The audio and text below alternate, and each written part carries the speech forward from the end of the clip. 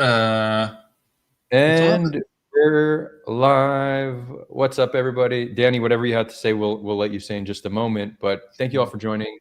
We are here with Danny Eshid for round two. We're going to have a friendly little debate. We're both Israeli. Danny identifies as an anti-Zionist. I myself as a non-Zionist, which I think our collective beliefs represent around 3 to 4% of the Jewish Israeli population. So it's not like we're let's be clear about how much of the population we represent.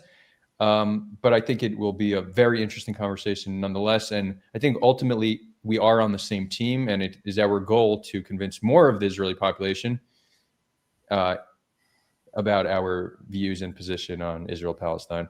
So those tuning in, thank you. We'll do some Q&A afterwards. If Danny also has a YouTube channel, you could check that link out in the description. And yeah, thank you all for joining. Danny, what's up? What are we debating today? Hey, Adar. I just want again to say thank you for allowing us to have this space. I consider you my friend, and I enjoy talking to you very much. I do agree that we're pretty close. I think we're fairly close in our point of view, which is nice because I feel like I get to think deeper a little bit about my position, and helps me get a little bit more clarity on my end.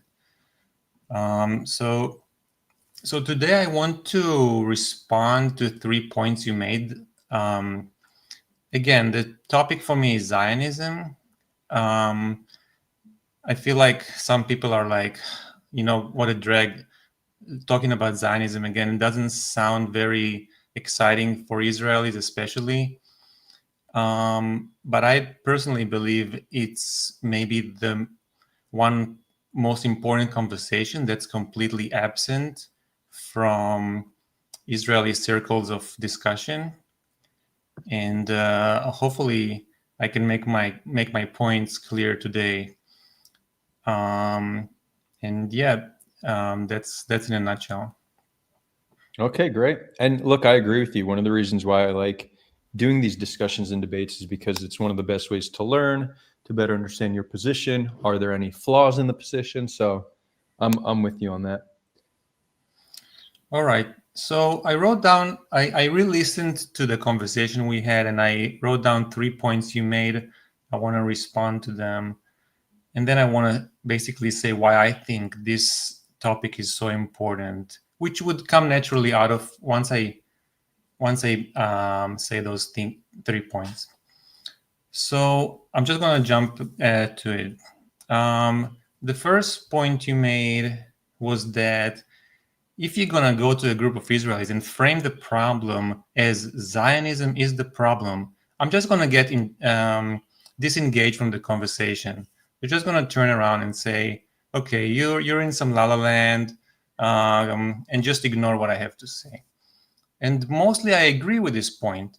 Israelis are, like I would say 99% of them are Zionist. They believe in the Jewish state. It's maybe the most important thing for them. So having someone come in and say, this whole thing is the problem, you have to reject it, not going to work. So basically on number one, I agree with you. And I'll come back to it later, because even though in a just one sentence, I'll say, even though they will ignore me or not be interested to have a conversation, as I said, think it is maybe the most important and missing conversation. So for me, it's a challenge. How do I get them engaged? So that's for number one. Number two, you said Zionism is an unnecessary term. You made this sentence. And for you say, why do I need this term Zionism? I can just say Jewish self-determination in the form of a Jewish state. That's just like saying Muslim state. Why do we need this term?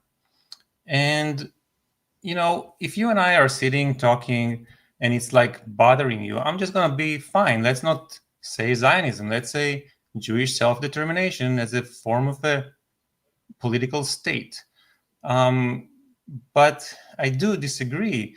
because the term Zionism is not like like a word that someone just decided to slap on this idea of self-determination. It's a complete package of ideology that was founded on a lot of thinking, a lot of writing, a lot of literature, a lot of political movement. And basically, it's important to point that finger. It is an ideology. It brings together an idea of the story, who we are, what was wrong in the past, what is the solution, what is right and wrong, what is sacred, what is important. The idea is that Zionism proposes the state is the new Jew. The new Jew is no longer what was going on over there in Europe. We're no longer like isolated, discriminated, weak communities. Now we're the highest form of fulfilling your Zionist life is to participate in the military, holding the weapon in your hand. That's what it means to be Jew. It's an entire ideology, and it's a ideology it's a branch of nationalism. It's ethno-nationalism. Zionism is like Jewish nationalism, and it's something that falls squarely within the term ideology. So, we can disagree on that. That's my position. I think the term, and Israelis say it all the time, המפעל הציוני, the Zionist operative, I'm not sure. It's like it's important, it's something that they hold on to. So I would say the term Zionism is not unnecessary. I think it's necessary. So I'm going to move to point number 3, which I think is your core argument, which you say Zionism means different things to different people. And you divide it into 2, I would say. You say Zionism means different things to Israelis than it means to Palestinians. And then you say Zionism also means different things to Israelis. Some Israelis say, let's make peace with the Palestinians. Let's go for a 2-state solution. That's a good thing. Why would we square the problem around Zionism? You call it, I don't want to call it the boogeyman. You made that comment. So I think that when you say Zionism means different things to different people, there's 2 parts to it. When you say something means something, you can talk about it in terms of what it means, what are the implications on my life. But you also can use it in the sense of what is the definition. So I actually think that in the terms of what's the definition, there is no big difference between what an Israeli defines as Zionism and what a Palestinian defines as Zionism. It's a Jewish state. It's a political, ethno-nationalistic ideology that claims that the Jews have the right and deserve to have a Jewish state. That's the definition. Some would slightly word it differently, but I think there is actually an overall agreement on the definition. So when you say Zionism means different things to different people, mostly you refer to the part that is, what are the implications? And of course, the implications are different. Sorry. I would like to use the example of slavery. Slavery, there is no disagreement on what is slavery. One person owns another for the benefit of labor. But if you ask a slave, what does slavery mean to you? We all know what he's going to reply. What? I have no freedom. I cannot choose anything. If you ask a slave owner, what is slavery? He means slavery is my ability to fulfill, this the American dream. I can have a business. I can have industry. We can build roads and bridges. bring this nation to life. Slavery, of course, there's a part of it that there's some human misery to it. We're not really. That's not what we're. That's not what slavery is about. I'm not interested in creating human misery. I'm creating and building a nation. And unfortunately, the world is divided in a way that slavery is just normal. So I would say yes. On one hand, Zionism means different things to different people, but that not to say that there is no problem with this institution. And those are basically my response to the 3 points that I wrote down you made last time. So the next chunk is, I want to say why I think this is so important. And basically, like I said, Zionism is an ideology. An ideology it's like a religion. Religion raises a certain portions of the ideology up to a pedestal, which is called what is sacred. What is sacred is things you cannot touch. You cannot say Yehovah. If you're a religious Jew, you don't say Yehovah. Yehovah is like a taboo. It's unallowed, period. You will be rejected from the society. You would be cast away.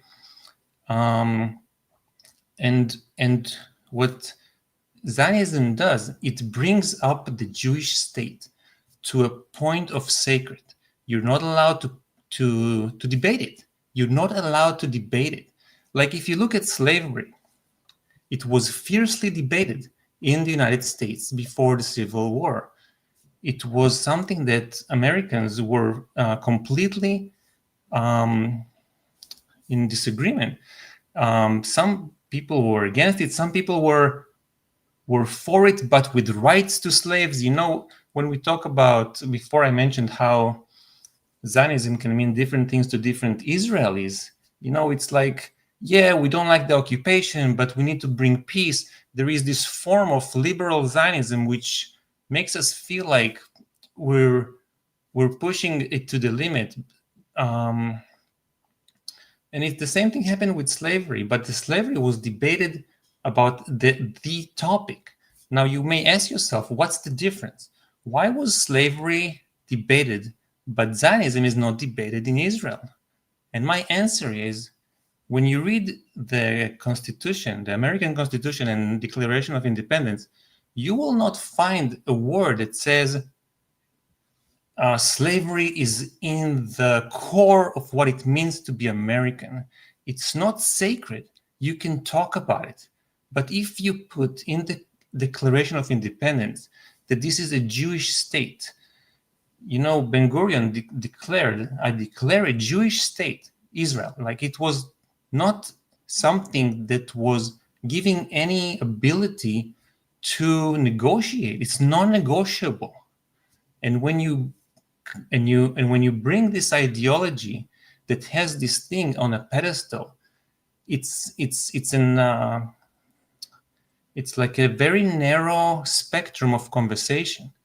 If you cannot debate Zionism, you're going to end up with an ideology of dichotomy, right? The Jewish state is for Jews, and the original term wasn't the Jewish state; it was the state of the Jews, Medinat HaYehudim, which is actually more directly correct. It's a state for Jews, and this is what it means, the Jewish state.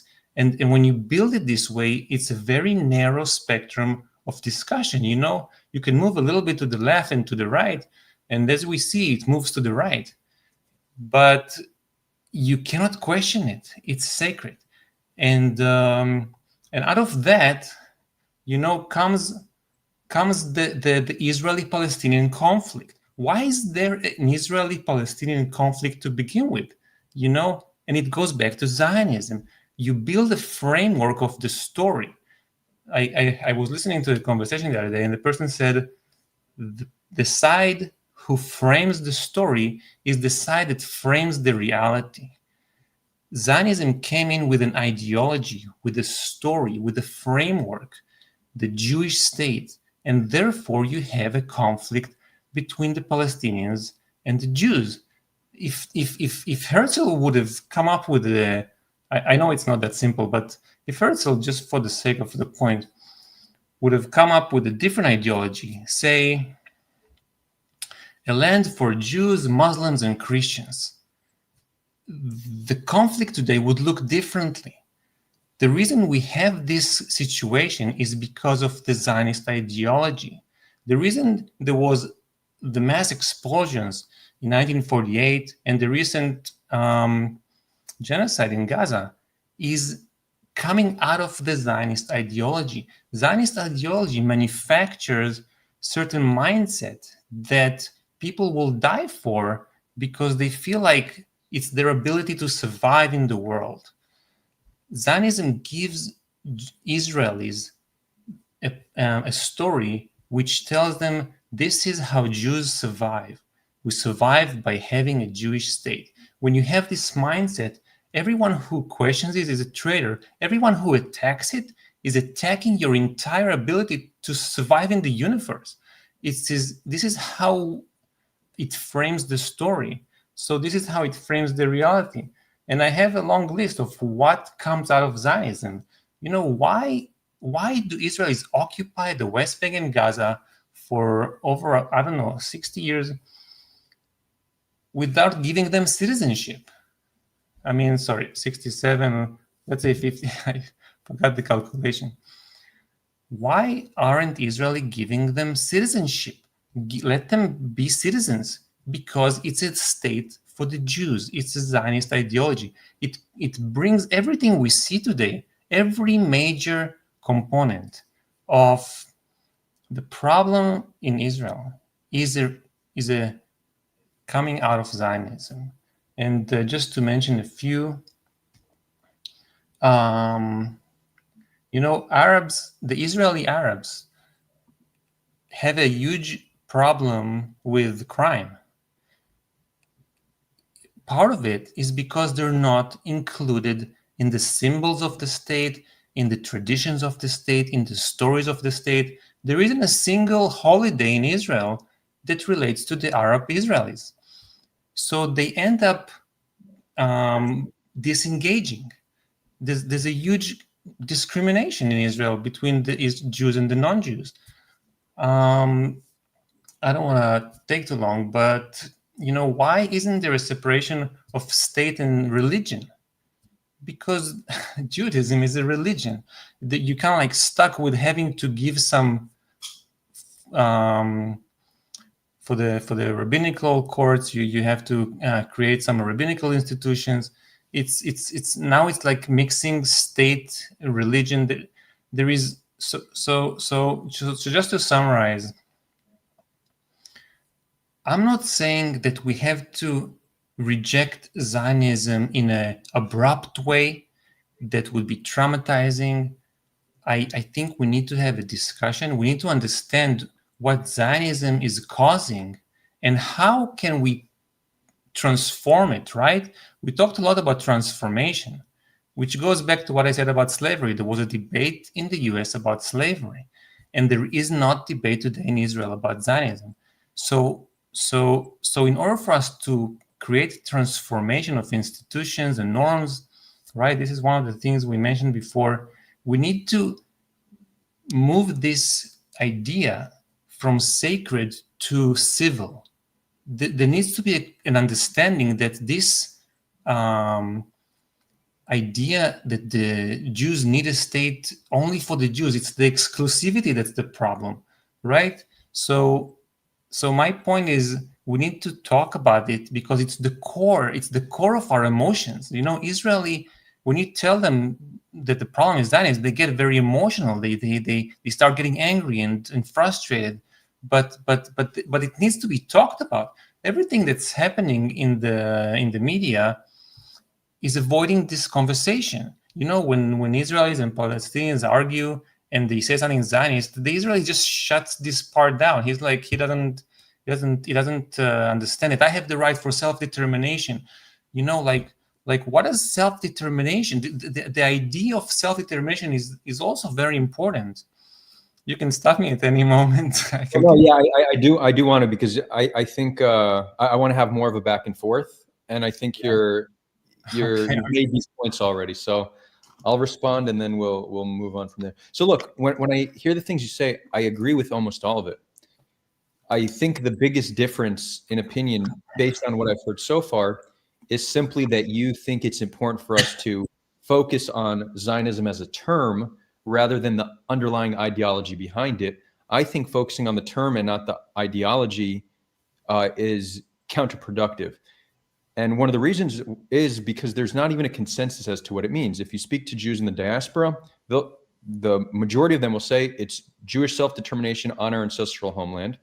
If you talk to Israelis, in Israel, they use Zionism more akin, synonymous to patriotism. It has a slightly different meaning and connotation in Israeli society. And when you speak to anti-Zionists or Palestinians, they're not talking about what it means in theory. For them, it's in practice. It's been oppression, disposition, loss of land, right?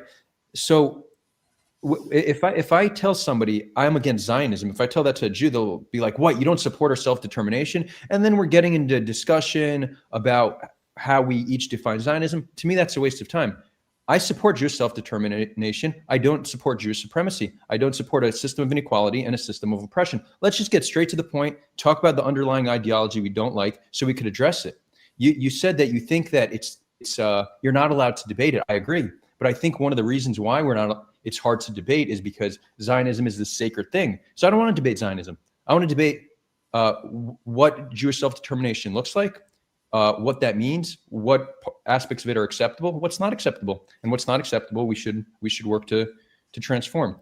So the biggest difference between us is simply tactical. It's how we have this conversation. I think and I don't object to people using it. I'm not gonna, if somebody uses Zionism, I'm not gonna argue with them. Go ahead, use it. I just don't think it's a useful term. I think it gets us away from more productive conversations on something that truly is important. Okay. Yeah, I mean, I guess if we both agree that it is an ideology, and maybe it's just the term itself that I agree with you, it turns Israelis off, And another point you say, which is I think interesting to mention, is there is, like, I talked to a friend the other day, and he said, Zionism is like over. It was like this 1948 generation. They built the country, they established the country, and it's like it's done. And I was later thinking to myself, that's completely incorrect. Zionism is alive and it's kicking and it's doing fantastic. It's in the hearts of the people. Maybe they don't use the term so much, although I say they do say, הפרויקט הציוני, they do have this dual weird relationship with, on one hand, saying that, they're Zionist, but on the other hand, feeling like it's an old thing that already finished and it's like no longer. So, yeah, I think the important thing. Well, Danny, so there I actually think the use of the Zionist movement as a movement to establish a Jewish state, that to me seems like a fitting term. Like it's the name of a movement. But now, not sure. Yeah, the point I'm making is that they may not see Zionism today as an active movement, but in their own point of view about the conflict and what's happening, the Jewish state for them is like the most important thing.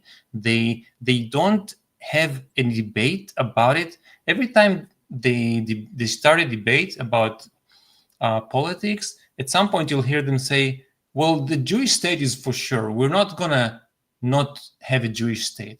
It's ingrained within their. That's what I don't know if you remember last time I was saying there's a line you cannot cross. You cannot talk about it. It's so in that sense they are Zionist. 99% of Israelis in that sense are Zionists. They see the Jewish state as a must, non-negotiable feature. Yeah, so I think So I want to stick on this point because I think it's important. We had a conversation on Discord yesterday, and we were speaking to an Israeli Zionist, and I asked him, and I've had similar conversations with other Israelis. What is the importance of a Jewish state? And the common denominator between every answer you're going to get comes down to security. It's not only some want it for religious reasons. Some it's about our ability to a form of justice, but the security is the main point. So then I ask a follow-up question. I said, if we can ensure that there's a state between the river and the sea that ensures security for the Jews, can you get on board with that? And they often say yes, right? Often the rejection of anything aside from a Jewish state that puts Jews at a higher status comes from a place of not having a vision of what a safe alternative could look like. So I think part of the conversation you and I should be having with each other and with other Israelis is trying to push that narrative and explain we don't need to destroy Israel, but you have 20% of the population are not Jewish. They want to change the state. Do you not support their desire to reform the state? I don't have data on this because there's no wide scale polling, but a lot of Israelis are like, you know what, I could get behind that. Now, I imagine the far right is not going to say that, but it's not an insignificant number of Israelis would agree if you press it that way. Now, the second you say, let's destroy the state, game over, there's nothing to talk about, right?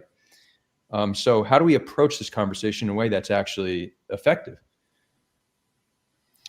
Well, I take issues with the framing that what's most important for Israelis is security. I actually disagree. I think the most important things for Israelis is to have a Jewish state. I don't think that security is the number one. I think what's number one for them is that they established a mindset in which the way for Jews to survive, and survival it also means fighting, is to have a Jewish state. I believe that the Zionism, what it did, it created an identity. What it means to be Jew is to have a state for the Jews. That's how you survive in the universe. Without it, you're going back in time to anti-Semitic Europe, where you're little minorities with no glue, with no safety, with no way to stand tall and proud. It's a form of identity politics that defines how Jews survive. So if you talk about safety, I think, look, soldiers who die in battle are raised as saints, you know, as the most highest service to the country. And you know, when you go and look at negotiations for ceasefires, there is very little interest in that. It's almost like most Israelis, or many Israelis today, say that the conflict is just inevitable, and they're just gonna continue living in conflict. It's almost like there is no solution. It's unsolvable. Many Israelis say that today, and so that's to your point. I wanted to bring back the idea of self-determination, and I want to say that self-determination is interesting because it's an evolving term. If you look at how it was used in discussions in the past, like 200 years ago to today, there's a huge evolution of the term self-determination. Largely speaking, it used to meant a state for a nation. If you look at 19th century literature in Europe, self-determination meant a state for the nation. Nowadays, I'm just going to fast forward, it's pretty much inclusion in state's symbol its ability to express yourself. If you look back in time 200 years, you ask yourself, what happened to Jews then? Didn't they have self-determination in Europe 200 years ago? And my answer is, of course they did. There was literature, there was theater. People, when I go to the synagogue on Shabbat and I read a passage from the Torah in front of the congregation in America, I'm fulfilling my Jewish self-determination right there. I don't. So Israeli came out from this 19th century psychology of a state for the nation, and they're stuck with it. They're not evolving. In the last 100 years, it's have not evolved. You can read text from Herzl, from I don't know, Jabotinsky. It's like the same thing. No transformation, no evolution. So here's what I suggest. I suggest that we redefine what it means, what's Jewish, what is benefiting the Jewish state. Is it really the demographics? Is it really 80%, 90% majority? Is that what being Jewish means? Or is it collaboration? Is it having neighbors that are not Jewish? You know, you can look at history and see so much collaborations between Jews and non-Jews throughout the Middle East and Europe. So I think maybe we take this idea of what is good for the Jewish state as a thing that we can have others in it, you know, have more to it, have diversity within the Jewish community. I think we can kind of like transform it this way. Sorry for like taking it to another direction, but when you tell me that most people in Israel just want security, I'm sorry, it's missing the psychology of Zionism. It's like everybody wants safety. I mean, I know it's a big point you're making. So I just don't think that that's what Israelis are about. I think they're much more about that Zionism gave them an identity of what does it mean to be Jewish, and the answer is a state for the Jews. And if it means we're going to be in war forever, we're just going to be in war forever. They're like stuck with it. What is the ideology that, because the way I look at it is when people have fear, whether that fear is legitimate or not, and I do think there's legitimate fear that Jews have here, it's much easier to latch on to extreme views and ideas and policies. So much of, and you know, I talk about this a lot when it comes to how do we get Palestinians to accept our existence on the land. It's a change in environmental conditions, and the change in their environmental conditions will look very different from the change that we need in our environmental conditions. But one of the greatest changes we should attempt to achieve here, which I think will drastically change how radical our population is not feeling like destruction is knocking on their door. Now, easier said than done, because as long as we are controlling another population, we will always be at risk. But if we can somehow figure out the security side of things, a lot of the extremism will subside. And I think we should be pretty confident about this assumption. Will that fix it all? No, because you do have a lot of its deep-rooted religious ideology. This is not a security is not going to change Hilltop Youth. You know, you're going to need a systematic change to stop that. But if I could choose one thing that needs to change in order to transform the people of Israel, it's find a way to make them feel more safe, because I think that's the common denominator that connects all Jewish Israelis. And I think it's one of the greatest fuels to our radicalization. And of course, it's not, and reducing fear is not just achieving peace. It's changing the education system that spreads fear, the media which spreads fear, right? I think there's legitimate fear, but it's exacerbated significantly by our politicians, our school system, and our media. So we can even reduce this significantly without finding a lasting and just solution to the conflict.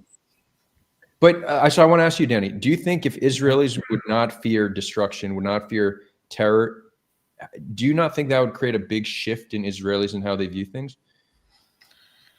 I do agree that, well, it's kind of funny because what fear are we talking about? I mean, if you look at the West Bank, there is almost zero attacks on Jews by Palestinians. I mean, in the last, I can't even remember one in the last few months. This idea that we're under a security concern is mostly, in my opinion, manufactured by the institutions. So in one hand, you're right to say that there is a risk, and we saw it on October 7, and we saw it on, with Hezbollah and Iran. I'm not saying that there's nothing. But excuse me, Peach, come here. And sorry, yeah. Yesterday I had a cricket/Mossad agent that was ruining my stream, and now that's annoying. But I'm with you, Danny.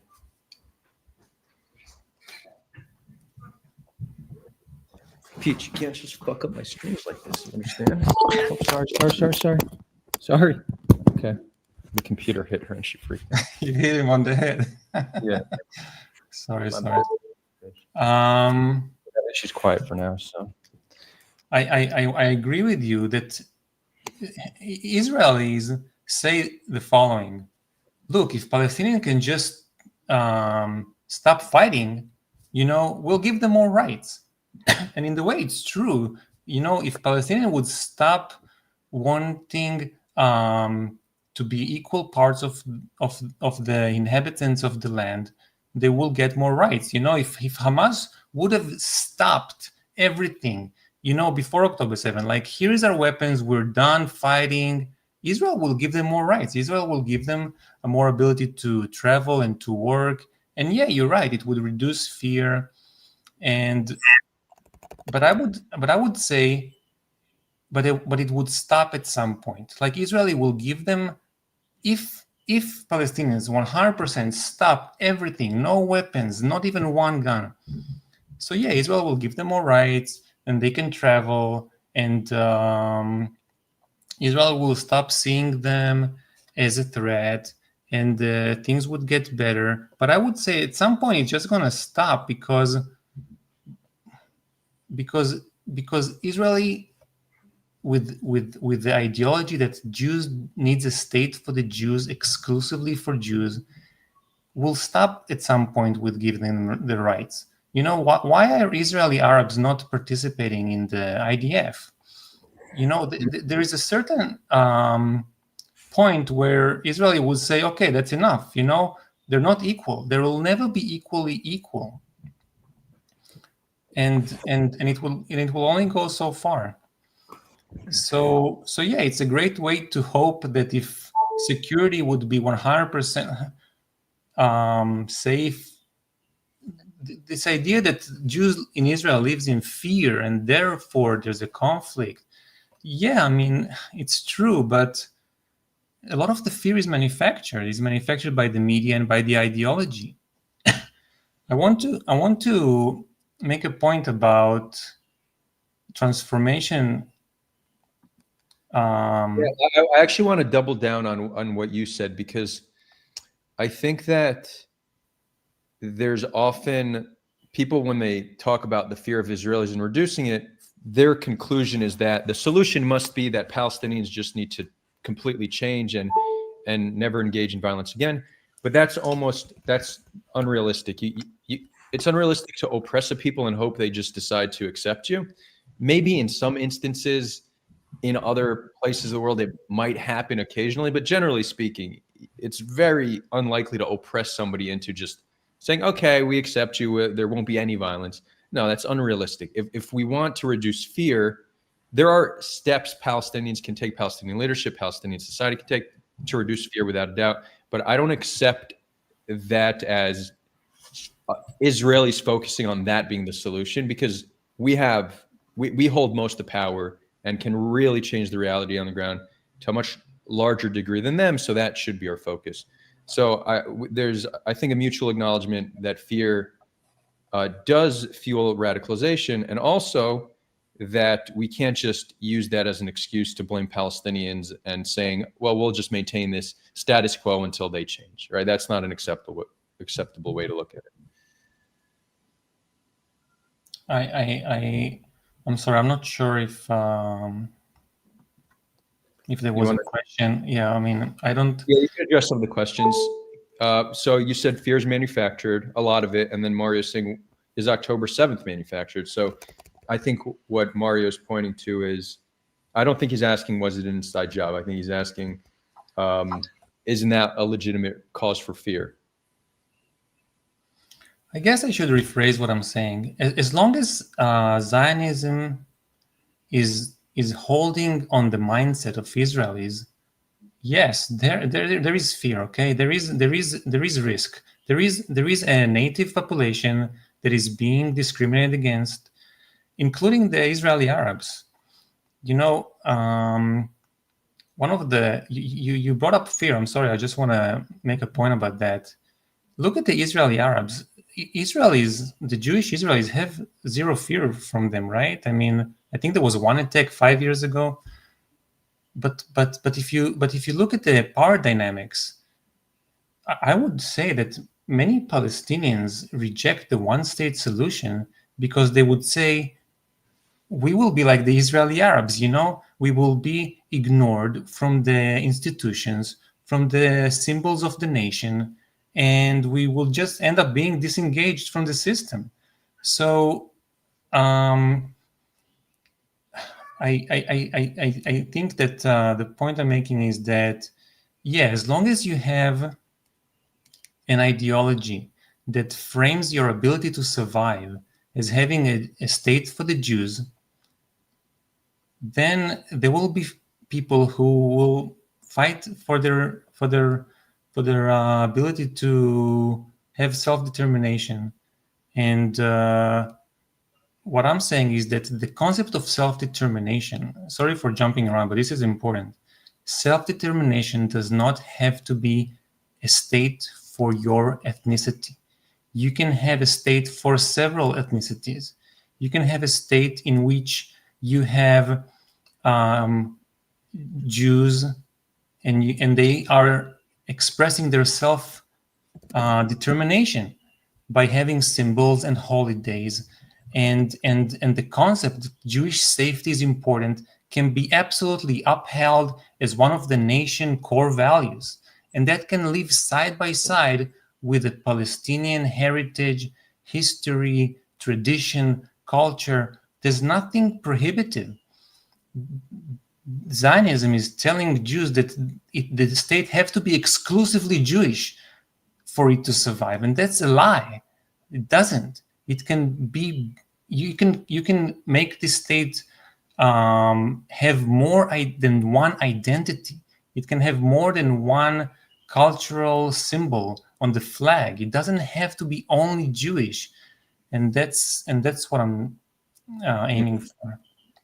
Yeah, you know, I agree that there's many ways to self-determine without a state. We have, and I just looked it up, there's anywhere between 12,000 to 19,000 different ethnicities in the world, and only 192 countries, I believe. Exactly. So you have around 100 ethnicities per country. Obviously, that's not the distribution. There's probably some with more and some with less, but clearly not every ethnicity has the country. What I think most Jews would argue back on that point, they'd say, yeah, that's true, but do these other ethnicities have such a long history of oppression and pogroms and violence? Our history proves that we need a state. I think that would be the counter. Now, Jews in America are safer than Jews in Israel, right? Now and historically. So, I mean, I think we see that there's ways for Jews to be safe that don't require us having an ethno state here. But I think that will be the most common counter. It's like, okay, not everyone gets a state, but we need to be able to determine our destiny because of our history. What would you say to a Jew making that argument? I need to apologize. I was like carried in my thoughts a little bit. If you You want me want to to, repeat my question? Or- if you want to reframe the question, yeah. So there's many ways to self-determine that don't require a state. What many Jews would argue is that given our history, our self-determination must come with the state because it's the only way we can ensure our determine our destiny and ensure our security. Right? That would be, I think, the most common pushback to the argument that there's ways to self-determine without having a state. Yeah, we have to see self-determination as part of a diverse culture that includes non-Jews. It's self-determination cannot come. Look, if Jews would find an island somewhere where no one lives on and all move there, great. Call it your self-determination and have only Jews there. If you were to tell me that there's an island with only Jews there, I don't even want to move there. I mean, I think part of the beauty of Israel-Palestine is this multi-diverse culture. You see it everywhere. You go to the markets, you go to the stores, you go to the restaurants. I mean, you live in the Galil, there's Arabs around you. It's part of the beauty. You have to reframe self-determination as having other people with you also self-determining themselves. This idea that the state needs to belong to an ethnic group is a lie. It's a lie that was told in 19th century Europe, and European countries today, they understand it. It was life from the very beginning. There is no French nation. There is no ethnic group called the French. It's an invention. And there is no ethnic group called the Jews. This is another lie. You look at Jews around the world 200 years ago, they didn't speak the same language, they didn't look the same, they didn't even celebrate Judaism the same. There's this idea that the Jews are all one ethnicity is funny. It's just funny. It's like, I looked up my DNA. I'm not, my ancestry doesn't go back to, most of it doesn't go back to the Middle East.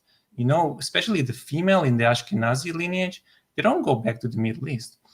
So, yeah, we came up with this story that we're all one Am Yisrael Chai, we're all one Jewish people, and we all need a state. Otherwise, we will all die. This is. It sounds funny, but it's actually what Zionism did. We have to redefine it. We have to talk about it. We have to understand that it's counterproductive, especially in the 21st century. History shows that societies progress towards more individual freedoms and more individual rights and more progressive type of acceptance, especially in today multi-diverse European Western countries. There's no way around it. If we imagine that the world is built out of ethnic nations, like some Europeans thought about it in the 19th century, and therefore there's conflicts everywhere, Israel would just be another place with conflict, but it doesn't, right? The world is not like that. The world is moving forward. It's becoming more diverse, and it's understanding it has to allow self-determination to be evolved. And in Israel, we have to have this discussion. It's completely absent from the conversation.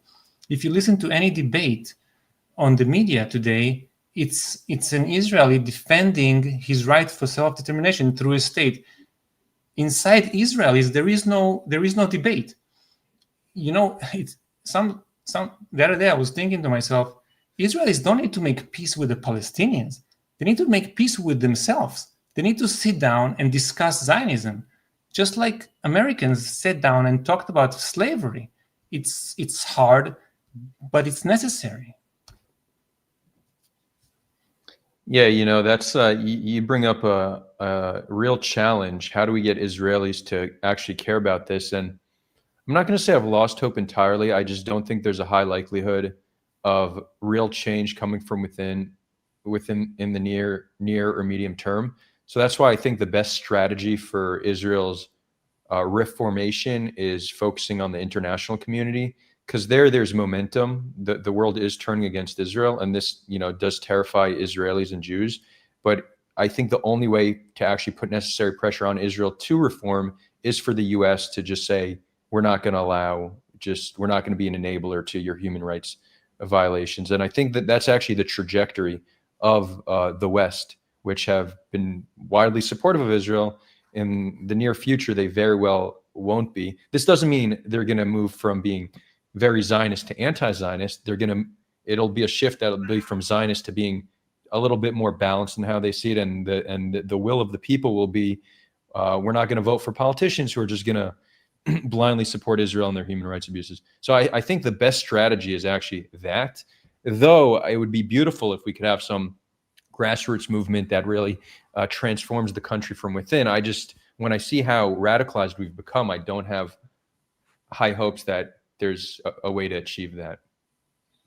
Yeah, I want to say a few things about that. I think outside pressure. I think the pressure needs to come from both sides.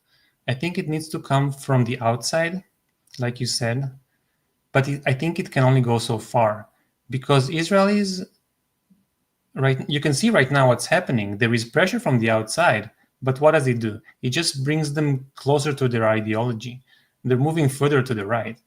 But I think in the long term, there needs to be a movement and a vision. Right now, there's a lack of a vision. And the vision needs to be something like, it's better for the Jews to have a state that is both that's both Israeli and Palestinian. I'm trying to steer away from this idea that the primary identification should be Jewish. I think the primary identification needs to be a civil one, like Israeli-Palestinian. An Israeli-Palestinian identification should, I think, need to bring itself up to an umbrella identity. An umbrella, someone said in a book I read, he said, it's like an umbrella that everybody holds, and everybody needs to be covered from the rain and hold it together. And that's what brings strength to this civil identity. Religious identities should be practiced on a community level, and as a whole society, there should be a civil identity that everybody has equal rights and everybody are citizens of. And that can be a lens through which we reframe the picture and say, here is how we practice our Israeli self-determination. We do it with our neighbors, we stand stronger together. And I think if there can be a reframing like that, that's why I said before, I cannot radically break Zionism apart and tear it apart all at once. It's not like a Band-Aid you take off, right? People will just freak out. You have to somehow maintain the part that somehow touches into your emotion and say, look, this is how Jews survive. We survive together with our neighbors. Look at many parts of European history and most of the parts in the Middle Eastern history, Jews and Muslims lived. They collaborated on so many levels, right? Like literature and poetry and architecture and even politics. Jews were involved in Iraq in the political government offices and so on and so forth. So I want to make just a small point about transformation and institutions. I feel like what you're trying to do, Adar, maybe is come from the how should I call it? Come from the bottom, right? Come from the bottom, talk about fear, talk about how we can talk to each other, create dialogues, and slowly build up into the institutions and create a change there. And I'm afraid that we this is good, but also because the institutions in Israel today are so ingrainedly Zionist, they only allow so much. So I think with the reframing of the entire picture and the story that we tell ourselves, the story that we tell ourselves today needs to change. It shouldn't be any more of conquering. Israel is in school. They learn the stories in the Bible where Joshua conquered the land and the Maccabees were fighting the Greek. We need to start telling other stories, and it needs to come from the institutions. If you look at archaeology, you see so much collaborations. You see different goddesses in Jerusalem and poetry from Gaza. There is there's so much wealth of material to tell new stories, and I'm afraid it has to come from the institutional level as well, and that's a challenge, It's I mean, I don't think you fully understood my position, because I don't think, I would like to see it come from the bottom up to change the institutions. But when the bottom is so extreme and the institutions keep them extreme, we're kind of stuck. What do we do, right? So that's why external pressure, I think, might be the surest way to change the institutions. You change the institutions, you change the people, not vice versa. There might be some instances. I think, for example, the American Civil Rights Movement there has been amazing grassroots movements that have been bottom up, that changed institutions. We have many historical examples of this, but Israel right now is not set up for that to be successful. So I think external pressure to change the institutions is what we need. Mm-hmm. And I want to make real quick. I'll let you say whatever you want to say, but guys, we're going to start doing Q&A. So please start submitting questions. We'll prioritize super chats for anybody who wants to support the show. And if anybody on Discord wants to hop on and ask a question with your own voice, raise your hand and we'll bring you on.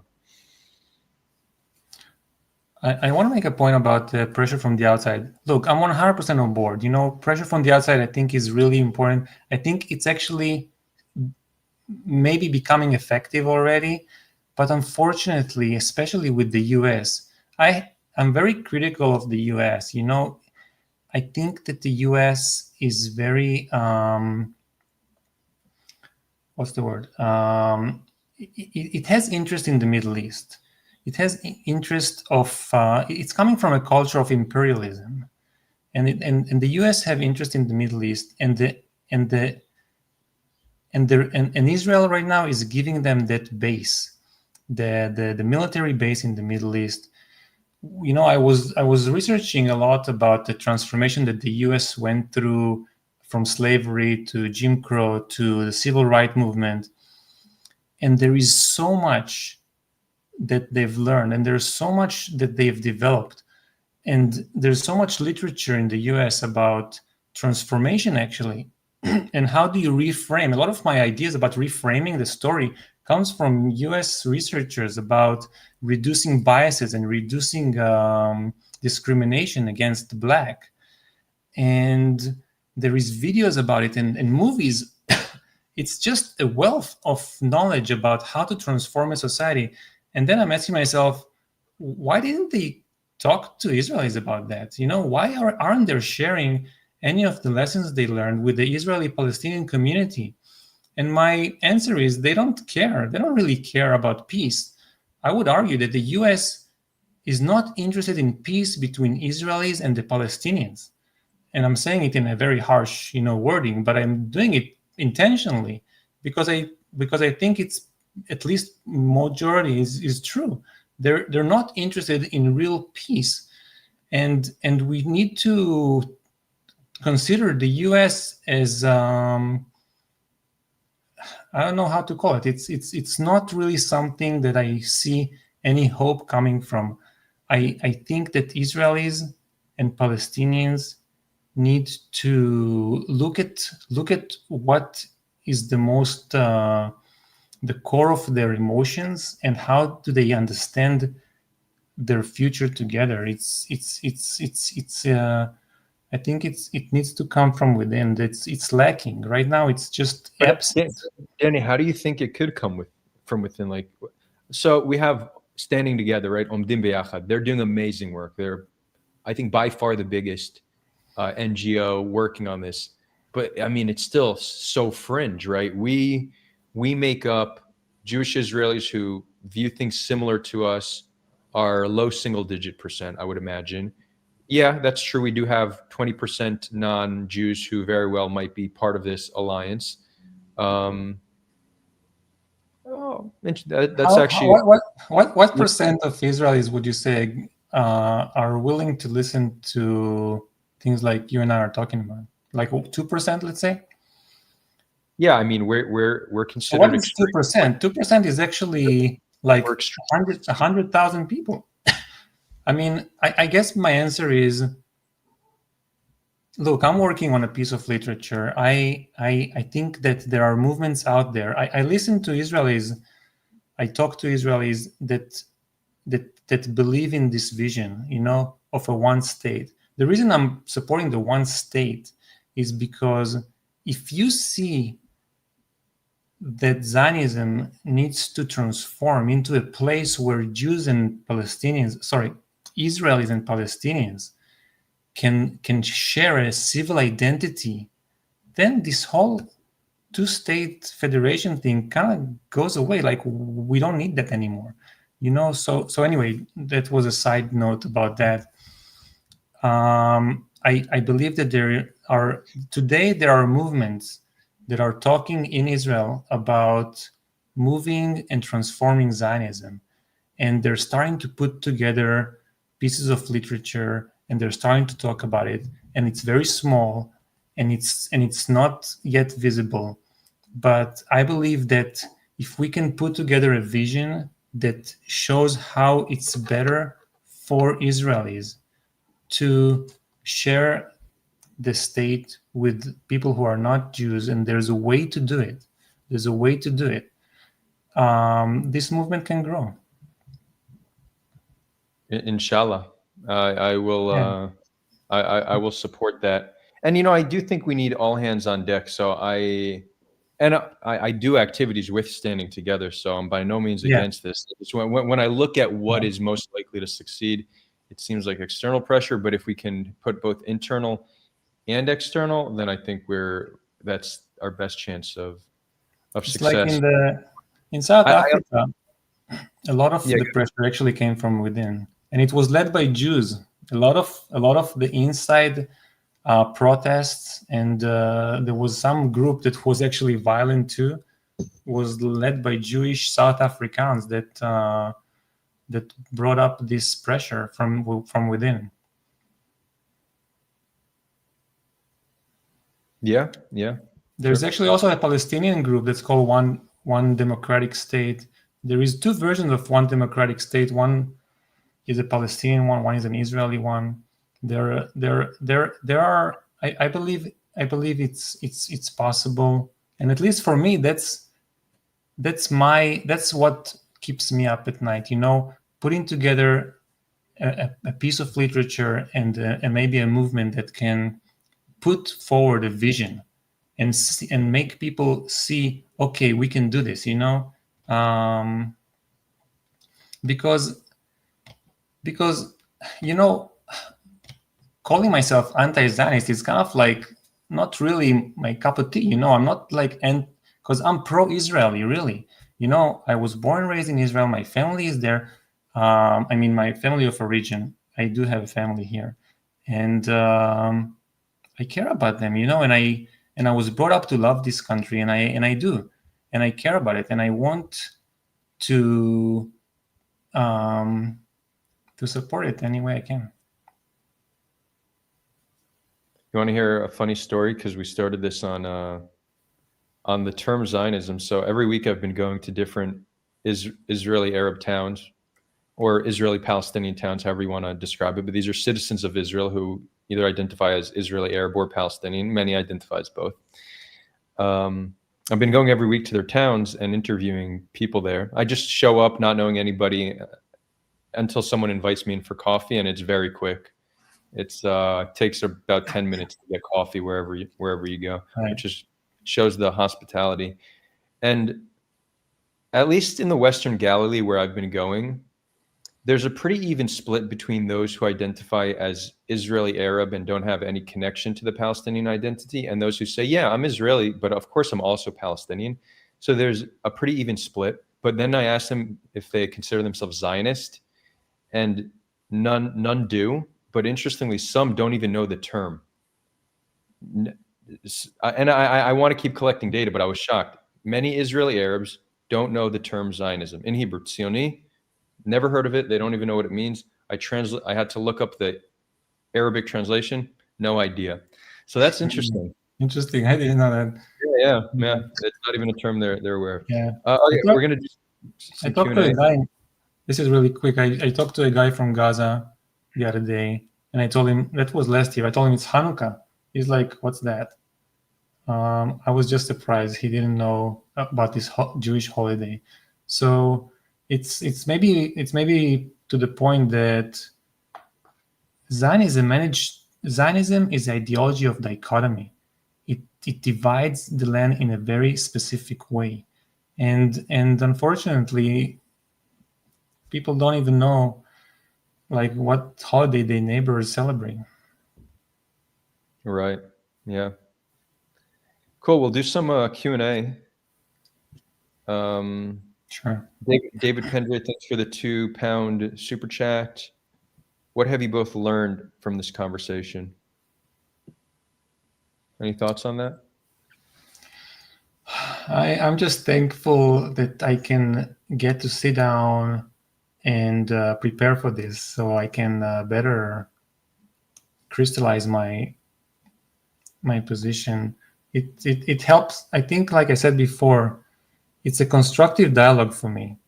I get I get to reflect on things and reevaluate and better try to better word and create and find clarity. I would say on my end, I think Danny in his opening statement, when he spoke about all the problems that come with Zionism, helped me in my mind better know how to talk about the difference between Jewish self-determination and what parts we should accept as perfectly legitimate and what parts we should push back on, and how to really construct that better. So I think Danny's long and thorough opening did give me some insight on that. Yeah, and sometimes it takes you gotta sleep on it and remember before you get all the takeaways. I just want to. Yeah, go ahead. I made the point about the dichotomy. It doesn't only divide the population on the land into Jews and non-Jews. It's also a dichotomy that it's kind of like a virus that spreads to other places. So now you can see around the Middle East, Jews are attached to this operation in Israel, the Zionism, and then for Jews, Arabs are bad. There is a dichotomy that it's kind of like splitting the world almost into goods and bad, and it's so sad because these are the people who are literally living in the towns next to my town. Like in the country next, my neighbors.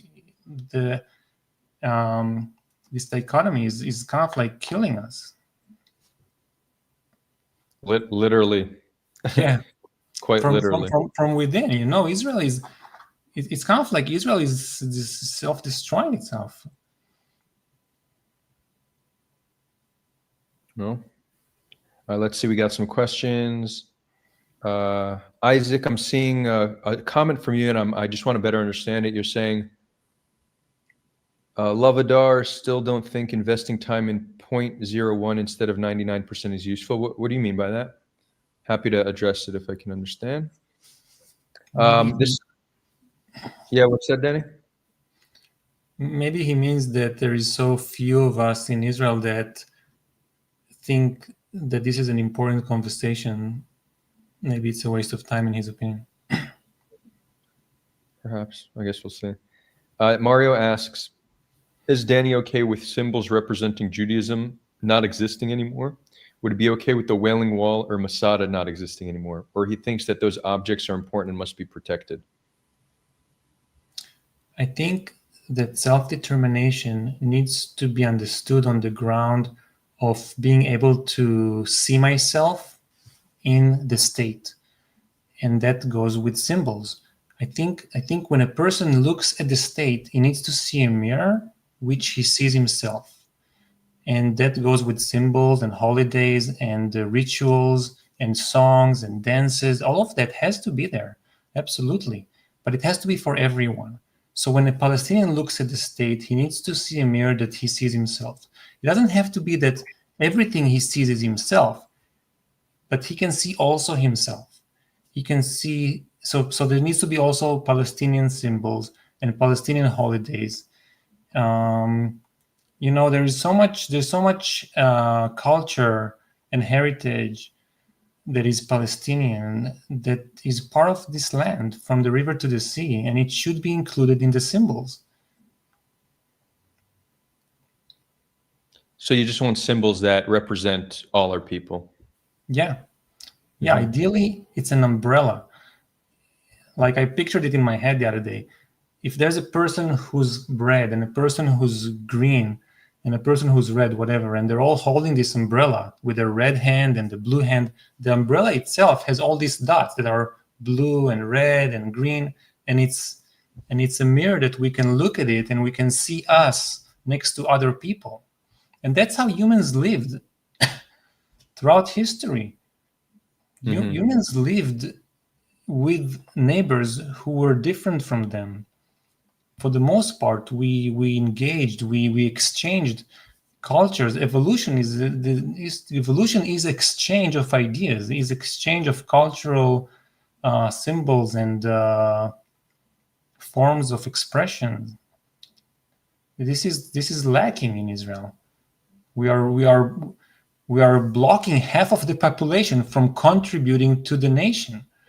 They have so much to bring into the table. So Isaac here elaborates, saying that we should invest more time in practical solutions like two states for two people. So Isaac, I actually agree. I think it's important to focus our activism. It should be deeply rooted in pragmatism, and it's good to have an idealist vision to try to get there, but pragmatic steps will help us get there. And it seems like the most feasible, realistic solution in the short term would be two states. And then I could see a situation, it's a two-state confederation where once there's established trust and security, that we have open borders, that it feels like one country. And if Palestinian citizens of Israel don't feel like they're truly represented within Israel, then they should work to change that through a form of civil rights movement. This to me seems like the most pragmatic, effective way to move forward. And this is where I think many of the activists, the left-wing activists, especially in the West, get it completely wrong. They're just idealists that have no grasp in reality. And Danny, I'm not saying this about you, but this is my sense of many Western activists. I do think that is probably the best way forward. Can I see a situation where I could also see this working with a federation, because that's something, it's a little bit harder structurally, I think, but it seems to be something that with enough pressure on Israel, that the state could agree to establish a federation here. And it's something that the people could accept because it could be framed in a way that allows for both self-determination and security. I would disagree. I think you know this already. I mean, not about many of the things you said, just the point that we should aim for some form of a two-state solution first. I think that with the Zionist ideology, one of the reasons there is no two-state solution that's happening is because Zionist ideology is designating the entire territory from the river to the sea as Eretz Israel. This is and the West Bank is where the core is. You know, Jerusalem and Judea is in the West Bank. This is Judea and Samaria. And you see the amount of people who lives on both sides of the line, right? You see Israelis live in the West Bank. You see Arab Palestinians live in Israel. This is such a mixed demographics in terms of where they're located. Mm-hmm. The idea that there needs to be a division of the state into two areas, you know, I think is never going to be happening because Zionist ideology will always reject it. I think we have a better chance to bring peace by reframing what does the Jewish state mean and what is good for Jews. And my answer is that diversity is good for Jews.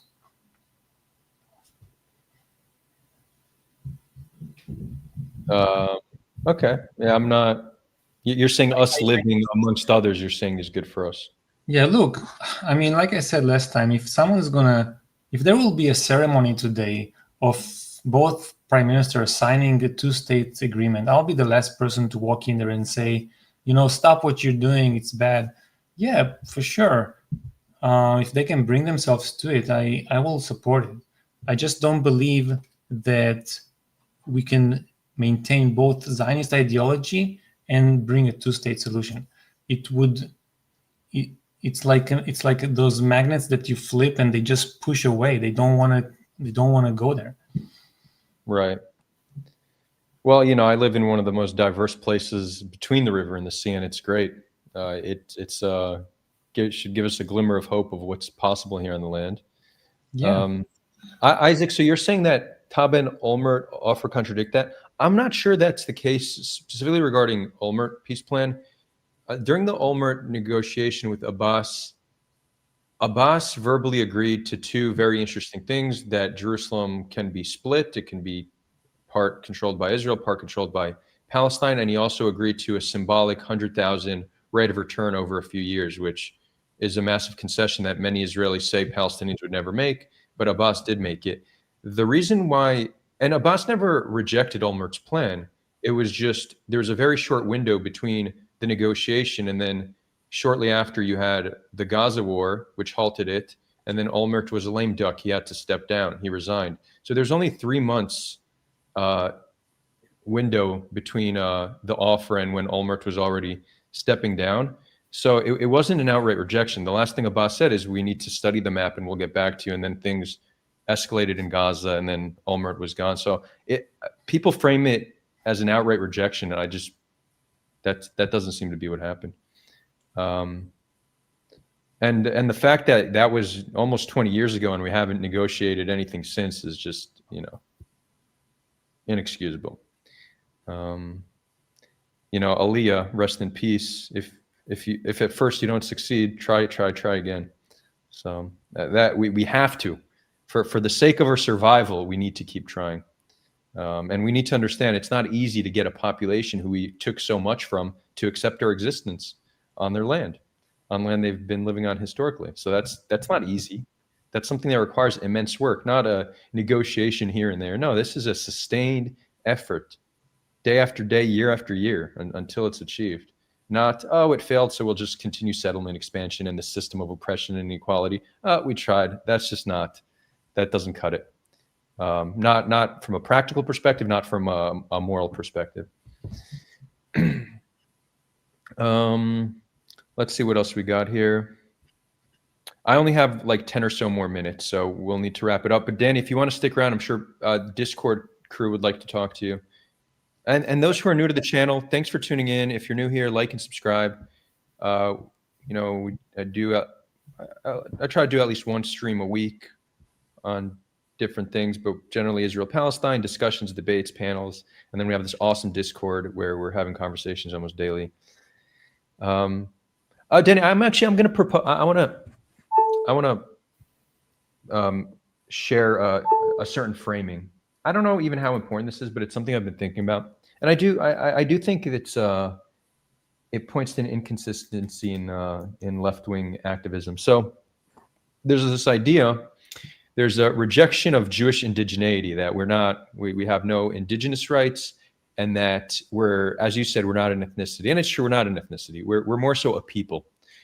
But let's just look at a different situation. Imagine if the history of Native Americans was different, and instead of being genocided, they were just displaced to all sorts of corners of the earth. And these are different Native American tribes, but they still kept some connection to America, where they come from, and a desire to return. But over the centuries, started mixing with local populations,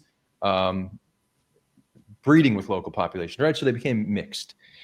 But then they saw an opportunity to reestablish a land somewhere in the Americas. And they came back, all these different groups, which used to be different tribes, came together to start this political movement to reestablish their rights.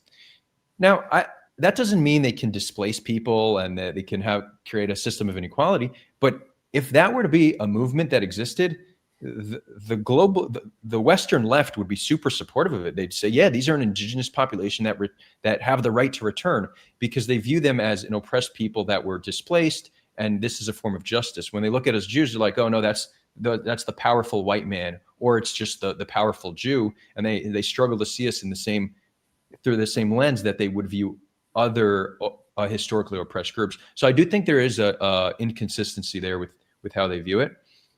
So could you accept a framing like that? Because I agree, we're not one ethnicity. We were tribes that got displaced.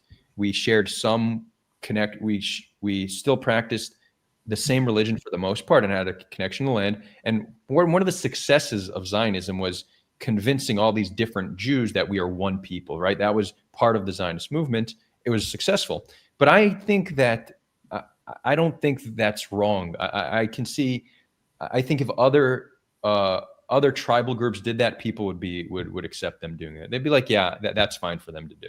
But when we do it, they say no. Now, part of the reasons why it's rejected is because we did that in a way that, like, our self-determination has been oppressive. So that's what people see it as. But can we acknowledge that Zionism is both an indigenous rights movement, but also settler colonialism? Like that's, I think, an interesting middle ground that can help us both understand one another's, like Israelis and Palestinians understand each other's position here. Yeah, I'm fine with that. I think to be honest, I think most Ashkenazi Jews and European Jews that came during the beginning of the 20th century are not directly ancestors of the biblical Hebrews. But that being said, they came in Jews, which is a culture that sees its origins in the land from the river to the sea, and in the kingdom of Judea and Samaria. There is undoubtedly a strong connection there.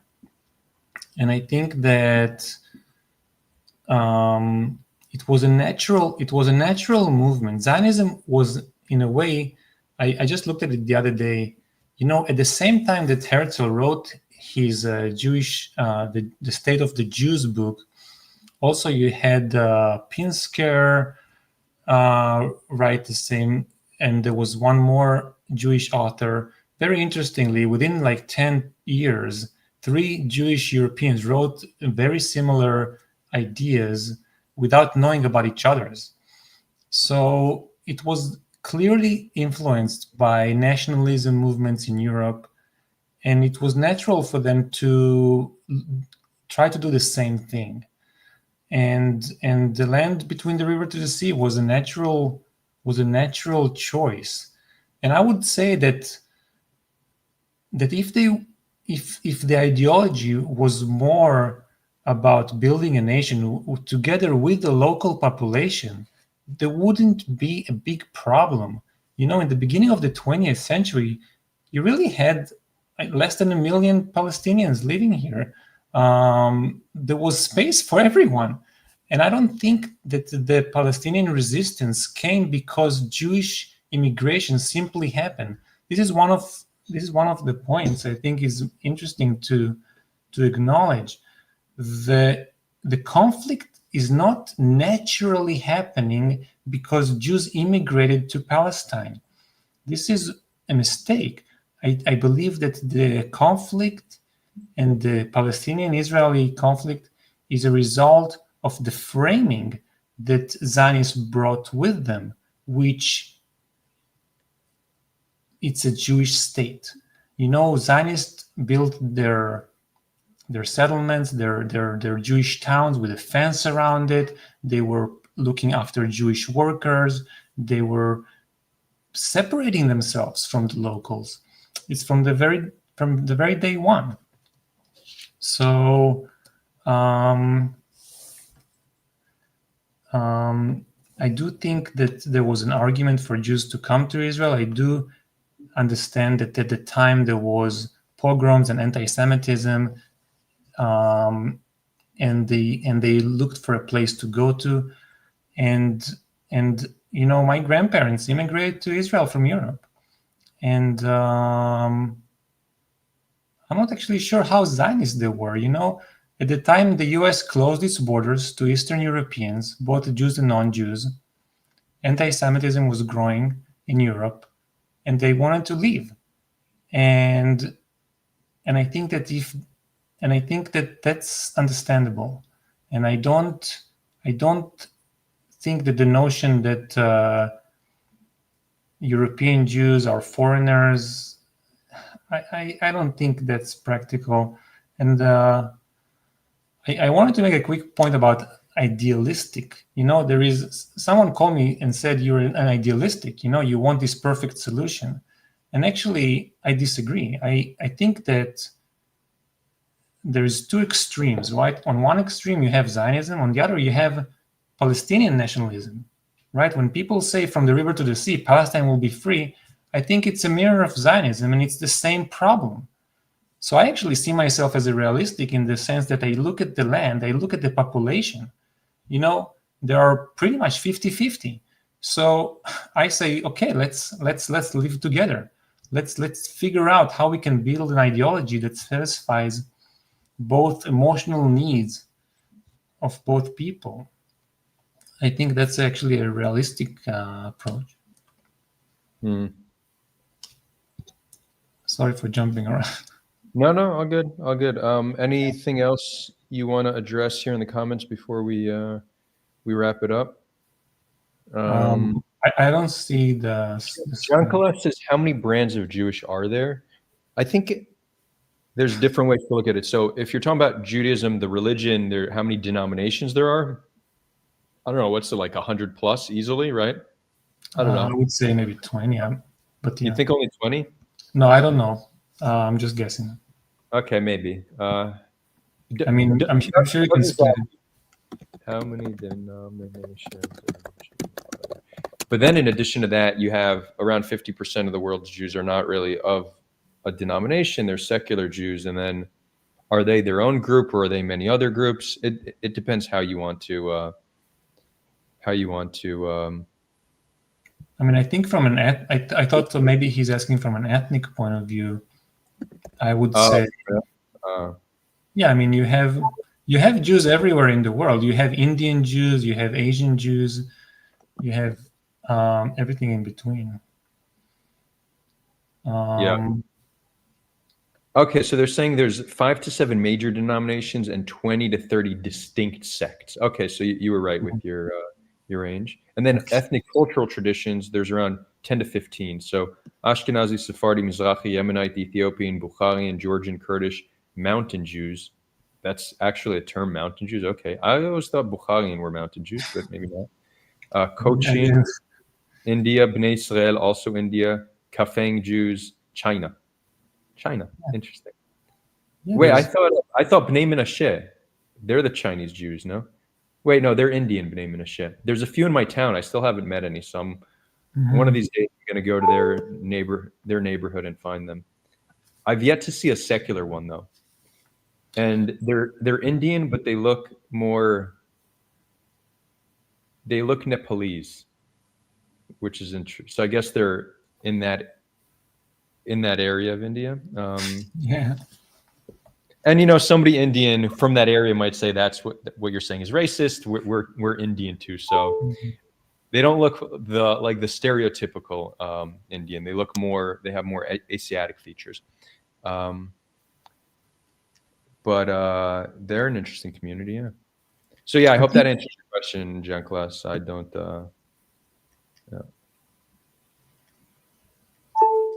Yeah. What's that, Danny? I was just thinking about Israeli culture. I grew up very much as an Israeli, listening to Israeli music. There's a certain Israeli culture. You can almost say that Israelis are a group. There's a group identity there that is very strong, and it has to do with the way you hang out with your friends, the way you go into the town and going, and you go to concerts and you go to the beach and you play matkot, and all of this is a quite a distinct, I would say, culture.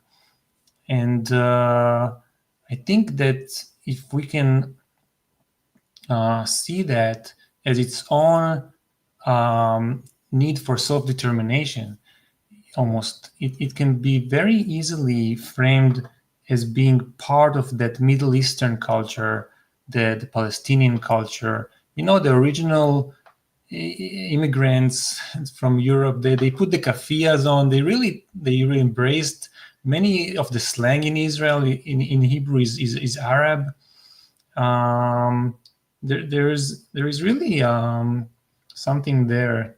All our curse words pretty much are Arabic. Yeah, sababa, yalla, all of the food. I mean, falafel, hummus. This whole thing is such a multi-ethnic environment. Although I would argue that that's all Middle Eastern food, which means it's also Jewish food. But yeah, it's definitely not Ashkenazi food, but it's also Jewish food because we're of the region. But what's interesting? So I'm learning Arabic, slowly but surely. Yeah, same here. And what I'm discovering is it's a tough.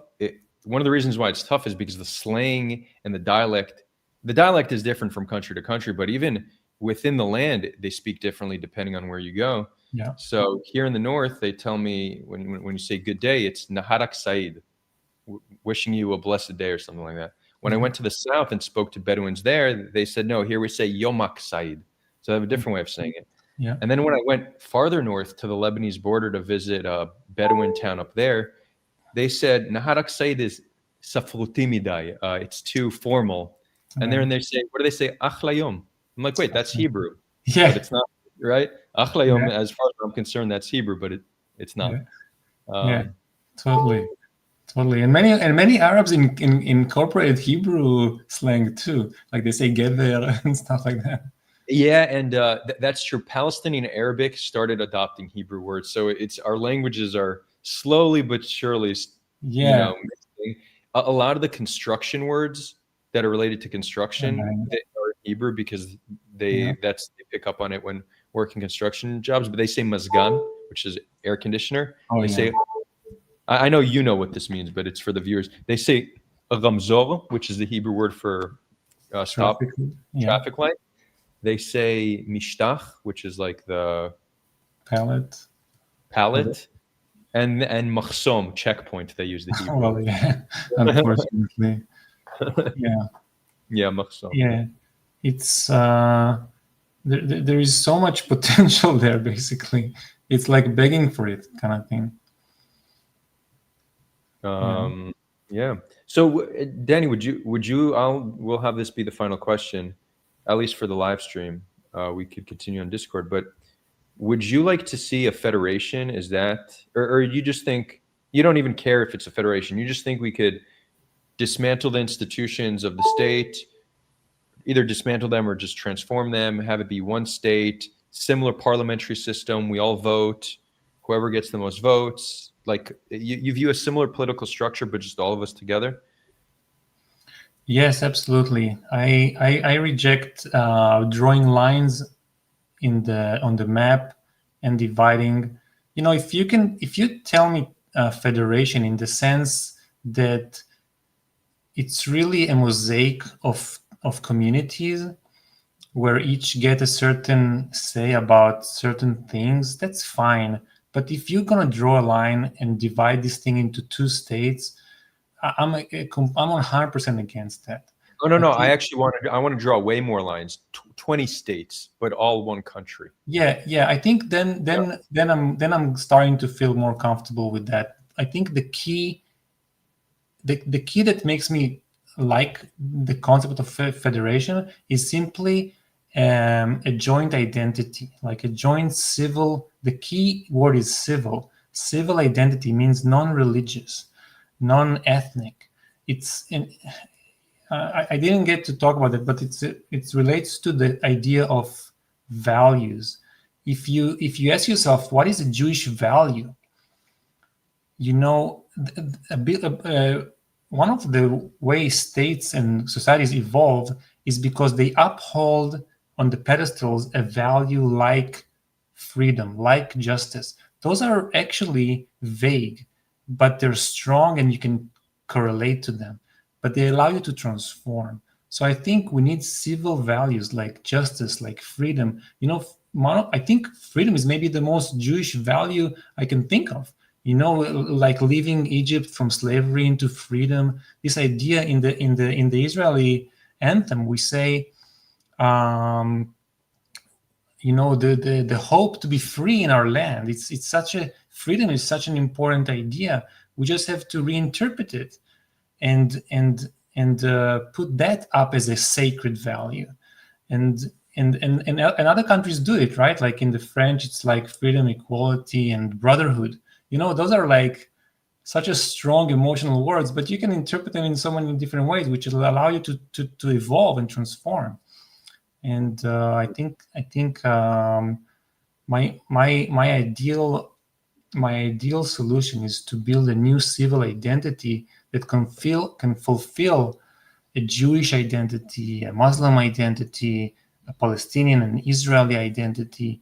They can all live side by side under a civil, and it takes a movement, it takes a vision, because you have to put together an ideology almost. Ideology is not a bad thing. Almost, you can say, any society needs an ideology. I was thinking to myself, maybe Palestinians are lacking ideology. I know it's a bad thing to say, but ideology is not something simple as saying a Palestinian state.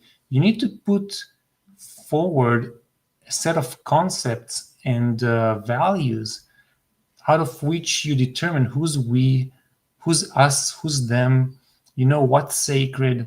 And that can be something that we can do together.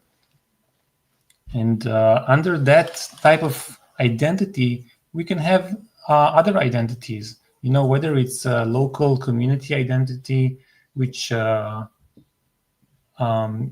like you cannot drive on Shabbat, more like Jewish religious, or that's fine. Yeah. Yeah. And I see here that David said, I reckon federation is easier than two states. West Bank and Gaza can be separate parts of a federation versus two states where they must be connected. I go back and forth on this. I think that a two states is still easier because it doesn't require a full restructuring of the institutions within Israel. It allows us to just build certain institutions within Palestine. And then West Bank and Gaza could be connected by a high-speed railway. So there's a relatively simple solution there, I think.